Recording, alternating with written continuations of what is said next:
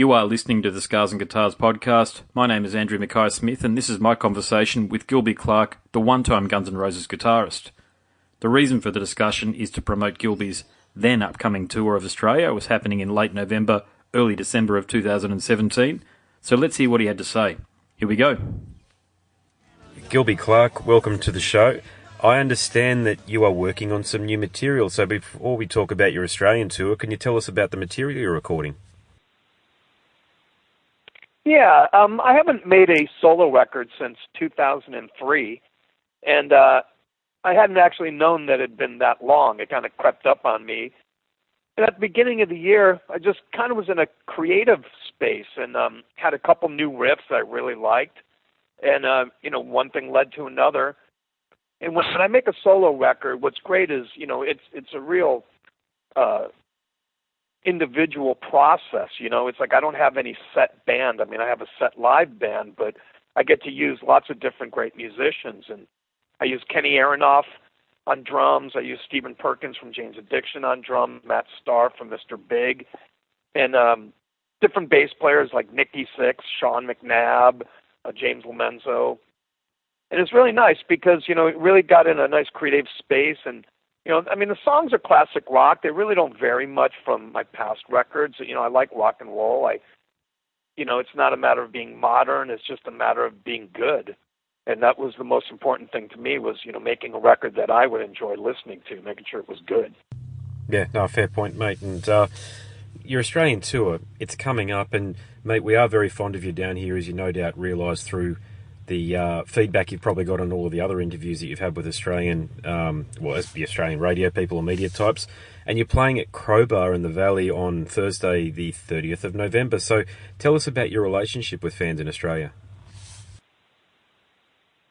Well, I don't really have any relationship with the bands. Sometimes, these opportunities come up. I've been speaking with the promoter for years of trying to put something together. And, being that these are smaller venues, there's not really that income there to be able to bring my band from the U.S. out. So, he said that he's got a nice group of guys that have played with a lot of other artists over the years. They're fantastic musicians. And with the help of a little YouTube, I got to check them out, and I thought they did a great job. And, we're going to get to come out and play the show, and, they'll be able to see me and see, what I do, sing and play guitar with some, great music behind me and some good musicians too. I think it'll be a nice combination. Do you get a lot of communication from fans in Australia ever since you've been in Gunners, of course? Do you get a lot of mail and emails from Australian fans praising you for your work and saying thanks for the music that you've made?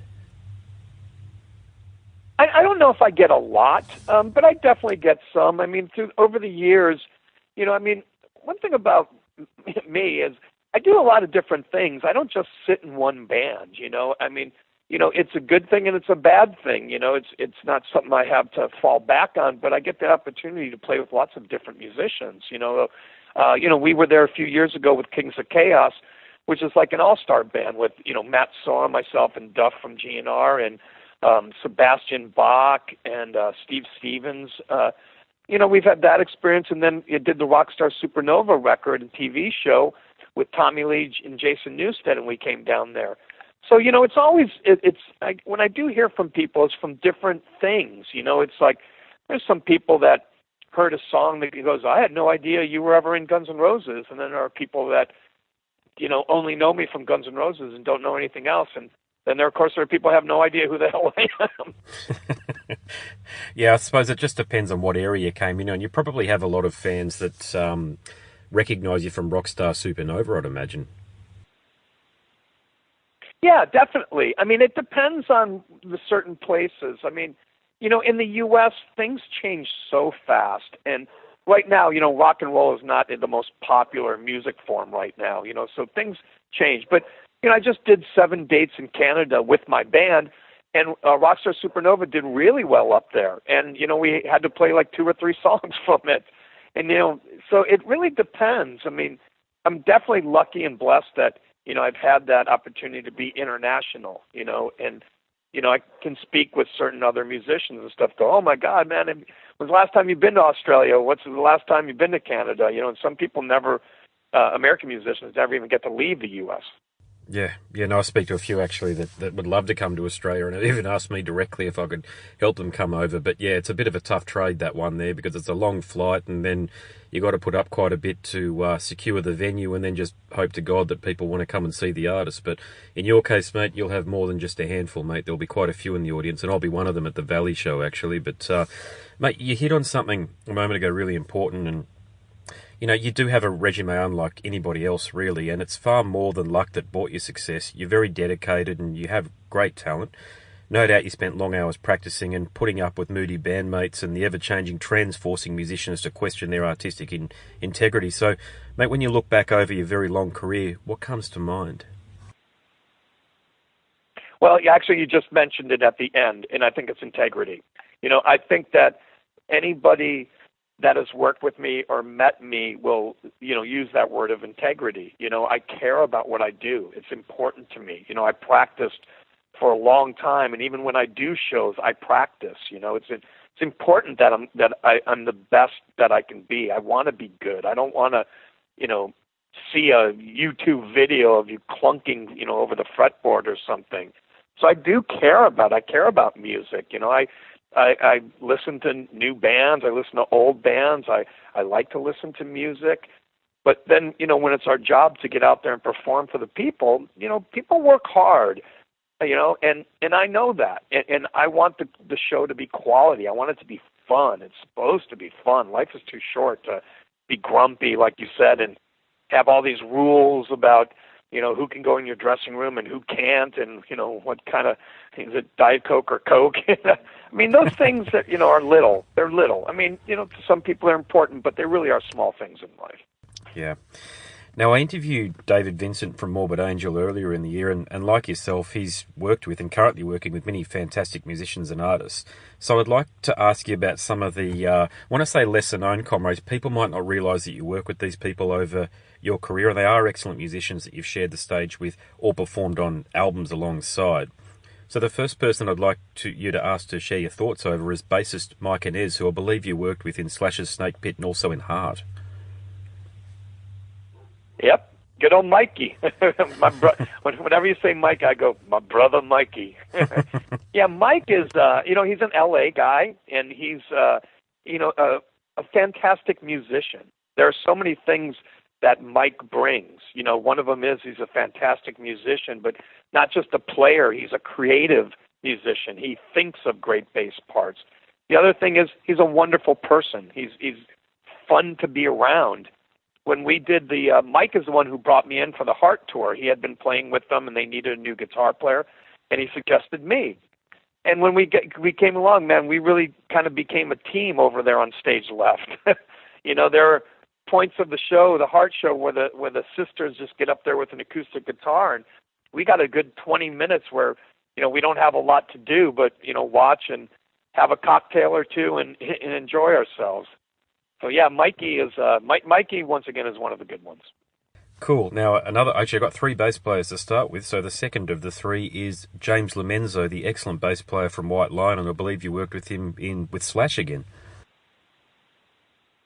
Yeah, he did, exactly. James Lomenzo's fantastic. I mean, James is actually a family friend too. Our daughters were born just months apart from each other, and when we did do the Slash's Snake Pit tour together in '95, we both had like 1-year-olds.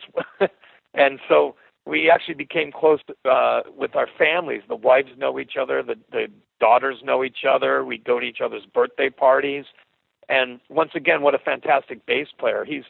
I always think about James of like that John Entwistle sound, you know. He's got that really great growl on his bass sound, and he's really quick with his fingers, you know. And actually, on my new record, I got James playing bass on the tune.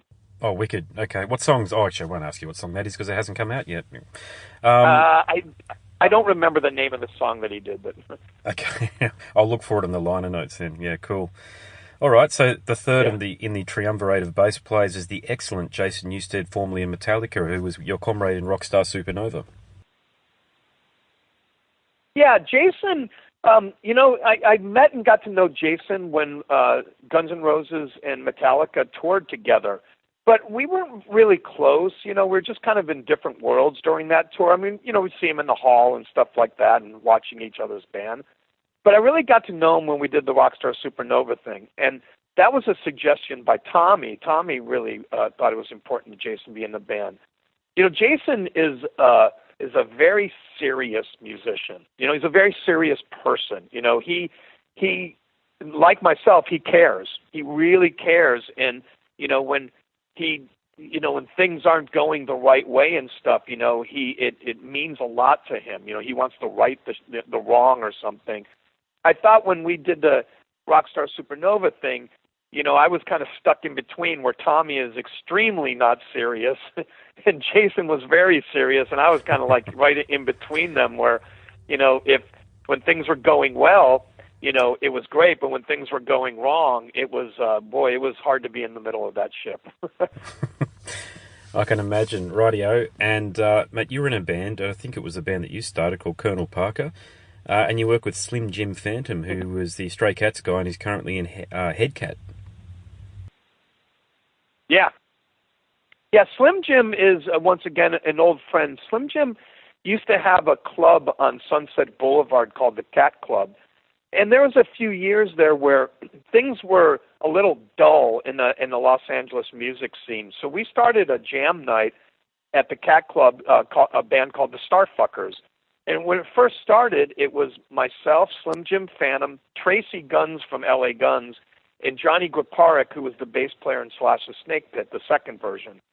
And we used to just jam. I mean, we really never rehearsed once. I was the only singer in the band, so we would play songs from, rockabilly songs to blues songs to, Deep Purple songs.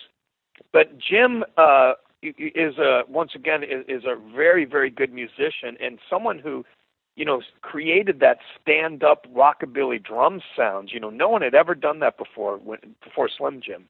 And when we did Colonel Parker, it really was just an extension of the Starfuckers where we really just couldn't use the name the Starfuckers, so we kind of had to come up with something. And it was Slim Jim that came up with the name Colonel Parker, which was Elvis Presley's manager. Yeah, of course. Yeah.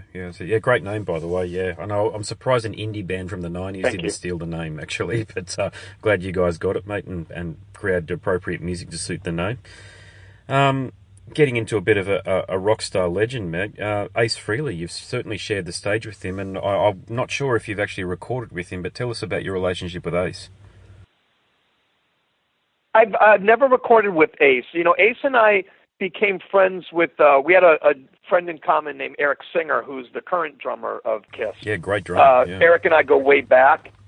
Yeah, fantastic drummer. We go way back, and, when he was hanging out with Ace, we'd see each other. And we did the VH1 Honors thing in Vegas. They were doing a thing with Kiss, and for some silly reason, Ace wasn't a part of it. So when we were doing our tribute to Kiss, Rob Zombie thought it was a great idea to bring Ace up, and man, that was so much fun. And then just a few years back, we were doing, we had a very successful club out here called Cat House in the late 80s, and it was kind of like a hard rock hangout. And we were doing an anniversary show, and it was at a pretty nice-sized venue out here in Los Angeles. And I was in charge of the jam band at the end of the night. And I was trying to come up with someone special, someone unique. And so I called Ace, and Ace came up and did it. And we did a couple, Shock Me and Cold Gin and a couple of Kiss and Ace classics, and ended up having Sebastian Bach singing. And every time I see Ace, I mean, he was one of my heroes when I was a young guy. I mean, I stared at that cover for hours and listened to those records inside and out. I saw him play so many times when I was young. So to actually now be able to call him a friend is actually something really special. Cool. I've got two more. Nancy Wilson from Heart, you mentioned her earlier, but how long, before I ask you for your thoughts on Nancy, how long were you actually in Heart for? I only did one tour with them. That's it. I did one tour, and then I did a record with them. And even the record, I was only really just a session guy on the record. I really wasn't part of the band. Nancy, when Mike had asked me to come down, and it's funny because I didn't audition for the gig or anything. I just had a conversation with Nancy, and when I came down to play, first thing she came up to me and said, she goes, "Wow, you have such a natural feel," and I go, "Yeah," I go, I got to tell you, this is the music I grew up on, that 70s heart stuff. That's right up my alley. I go, I've never been much of a metal guitar player. I'm more of like a classic rock blues kind of guy. For sure. Yeah, definitely. And I was really impressed. I mean, I always knew she was a good guitar player, but man, I mean, electric or acoustic, man, she can play, man. Her fingers go in directions that I've never seen. And also when her and her sister harmonize together, I mean, it really is like angels. It's like angels singing. I just, when they do an acoustic duo together, I go, how did they find that note? I mean, I don't even hear that note. But yeah, Nancy is just a class act and an incredibly talented musician. Excellent. Okay, final one. Wayne Kramer from MC5. Boy, you have good taste. Wayne Kramer is another one that's my brother, Wayne Kramer. I met Wayne. We were doing an all-star gig in Chicago. It was a bunch of guys from Chicago. I'd played guitar on a record for a band called Material Issue that was out of Chicago. And so they're doing a couple gigs together, and we had Pat from the Smithereens, Kathy Valentine from the Go-Go's, and Wayne was on it. And for the encore, we always did, kick out the jams. And Wayne just really liked the way that we clicked together. So when he reformed the MC5 to do a couple shows, they actually called it like DKT MC5 because he thought it was better to have it as a tribute to the MC5. And he called me right away, and man, that's one of my favorite. I mean, I always said Guns N' Roses is a great guitar gig. No, the MC5 is a great guitar gig, man. That is some awesome, aggressive punk rock guitar playing in that band. And now Wayne and I have become really good friends, and he has this charity he does called Jail Guitar Doors, and he's actually called me quite a few times to come out and play with him for those things. So that's always been a blast. Excellent. Could might we be able to expect a bit of kick out the jams or something like that on your Australian tour? Well, we are playing that song in the set, as a matter of fact. Excellent. There, you just got to scoop. Right, there you go. We've been playing Kick Out the Jams a lot in my band. We just kind of added it about 2 years ago, and man, I mean, you know what? You can't go wrong with an MC5 song, but unfortunately, they don't really have very many hits, so you got to kind of play the one that people would know the best. Oh, the rock and roll believers, mate. We'll be there. I'll be up the front, mate, when you start playing that one, that's for sure. Right on, man. Be happy to do it. Well, mate, thank you very much. You're a legend. I would love to shake your hand and even have a beer with you when you come down to Australia, mate. And so congratulations on a wonderful career, and hopefully I'll catch up with you when you come down here. You got it. Like I said, make sure you introduce yourselves because it's always nice to meet people I've done interviews with. I don't know until I'm there and meet them, so definitely come up and say hello. Yeah, will do, mate. No worries. Okay, you got it, man. Take care. You are listening to the Scars and Guitars podcast. My name is Andrew Mackay-Smith, and that was my conversation with one-time Guns N' Roses guitarist Gilby Clarke. Thank you so much for listening.